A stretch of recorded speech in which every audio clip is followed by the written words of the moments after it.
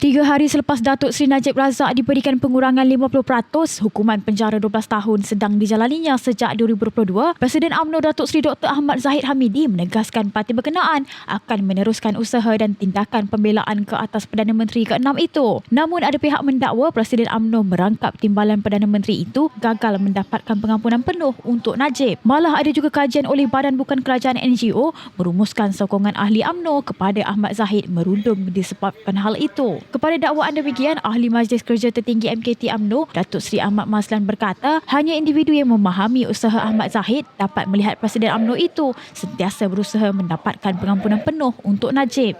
Itu ditanya, itu jawapannya bila kita tanya kepada kumpulan tertentu, lain jawapan. Dan bila kita tanya pada orang yang memahami, dia akan mengatakan bahawa Presiden tetap berusaha dan menyatakan akan terus berusaha. UMNO tidak ada membuat sebarang kajian tentang perkara itu. Tetapi sebagaimana usaha kita dan kita telah nyatakan dalam kenyataan media setelah kita bermesyuarat Majlis Tertinggi khas selama lebih 3 jam, bahawa UMNO akan terus berusaha bagi mendapatkan pengampunan penuh pada Datuk Seri Najib. Oleh itu, usaha-usaha rayuan kepada Seri Paduka Baginda Yang Pertuan Agong yang ke-17 akan dibuat. Sekarang ini dalam proses melakukan perkara itu. Tentunya rayuan itu perlu datang daripada keluarga dan perlu datang daripada peguam Datuk Seri Najib. UMNO mendukung agar Datuk Seri Najib diberi pengampunan yang penuh atas dua sebab.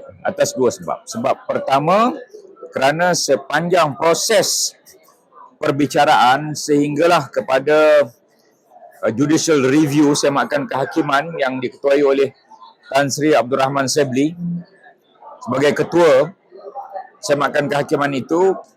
Tan Sri Abdul Rahman sendiri selaku ketua tidak serupa penghakimannya dengan 4 hakim yang lain. Dan Tan Sri Abdul Rahman masa itu Datuk memutuskan bahawa Datuk Najib wajar dibebas dan dilepaskan. Atas sebab itu yang pertama. Yang kedua, atas sebab jasa beliau. Bukan hanya 9 tahun jadi Perdana Menteri jasa beliau ni. Jasa beliau ialah sejak umur dia 23 tahun apabila menjadi ahli parlimen selepas kematian Tun Abdul Razak. Dan selepas itu beliau menjadi timbalan menteri. Kemudian beliau menjadi menteri besar. Lepas itu jadi menteri beberapa kementerian.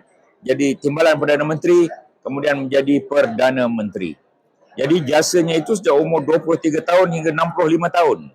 Sepanjangan itu jasanya.